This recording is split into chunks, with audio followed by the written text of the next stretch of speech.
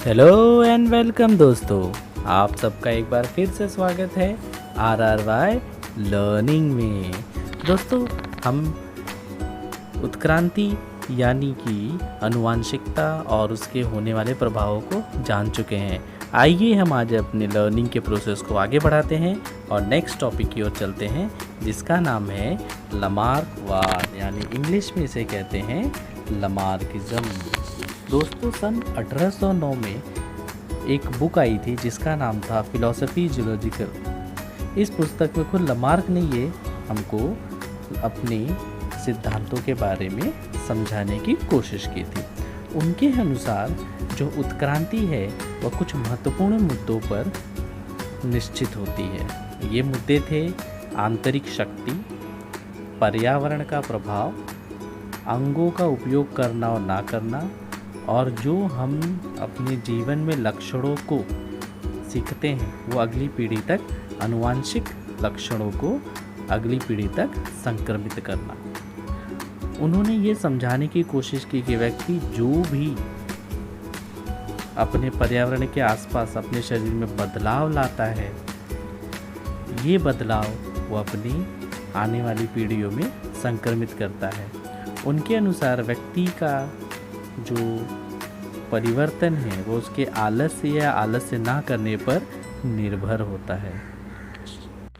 आइए हम लमार्क द्वारा बताई गई बातों को एग्जाम्पल द्वारा समझते हैं। लमार्क ने एक बहुत ही सिंपल सा एग्जाम्पल दिया था कि मान लीजिए कोई व्यक्ति लोहार है और वह बहुत ही मेहनत और शारीरिक परिश्रम वाला कार्य करता है। दोस्तों, आपने देखा ही होगा कि जो व्यक्ति शारीरिक परिश्रम करता है उसका बॉडी बहुत ही लीन और फिट रहता है। तो लमार्क के हिसाब से ये गुणधर्म उसके होने वाले बच्चों में भी दिखाई देंगे। एक दूसरा एग्जाम्पल लेते हैं जिसको उन्होंने बहुत अच्छे से समझाया था, वो था जिराफ का। पहले प्राचीन काल में जिराफ भी घोड़े के ऊंचाई वाले जानवर होते थे। धीरे धीरे ज़मीन की घास खत्म होने से इन जानवरों ने पेड़ों की तरफ अपना रुख किया। तो जिन जानवरों की गर्दनें लंबी थी वो पेड़ की पत्तियों को खा सकते थे, और जिन जानवरों की गर्दनें लंबी नहीं थी वो बेचारे भूखे मर गए।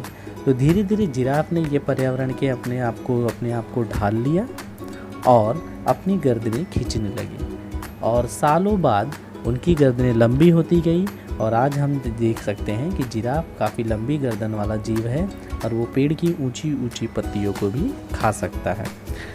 यही गुणधर्म जिराफ के अन्य बच्चों में भी आगे संक्रमित हुए।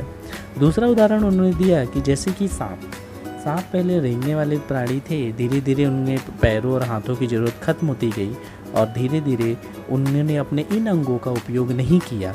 उपयोग ना होने की वजह से ये अंग धीरे धीरे खत्म होते चले गए। इसी प्रकार मैंने आपको पहले के वीडियो में भी बताया है कि हमारे शरीर में पूँछ होती थी। धीरे धीरे हम ज़मीन पर जब चलने लगे तो पेड़ों पर इन पूँछों की ज़रूरत ना होने की वजह से हमको ये पूँछ धीरे धीरे हमारे शरीर से गायब हो गई। इस प्रकार उन्होंने समझाया कि अगर हम अंगों का उपयोग ना करेंगे या अगर हम अंगों का उपयोग करने में आलस्य दिखाएंगे तो वो अंग धीरे धीरे निष्क्रिय हो जाएंगे और यही गुणधर्म आने वाली पीढ़ियों में भी प्रदर्शित होंगे। हम जानते हैं लमार्क की थ्योरी में क्या क्या दोष थे।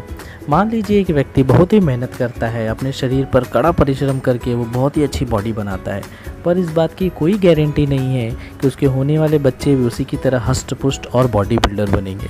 यानी उन्होंने जो सीखा वो उसके तक ही सीमित रहा। दूसरा है, मान लीजिए कोई व्यक्ति है वह 18 से 20 घंटे पढ़ाई करता है, यानी अपनी आँखों और मस्तिष्क का बहुत उपयोग करता है, बट इसकी कोई गारंटी नहीं है कि उसके होने वाले बच्चे भी उसी की तरह पढ़ाई वाले या विद्वान होंगे। यानी अगली उत्क्रांति होने के लिए और अगली पीढ़ी तक वो गुण प्रदर्शित करने के लिए कुछ अन्य घटक भी महत्वपूर्ण होते हैं।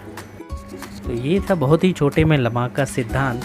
वीडियो आपको अगर पसंद आए तो लाइक और शेयर ज़रूर कीजिएगा। Till then, bye bye, take care.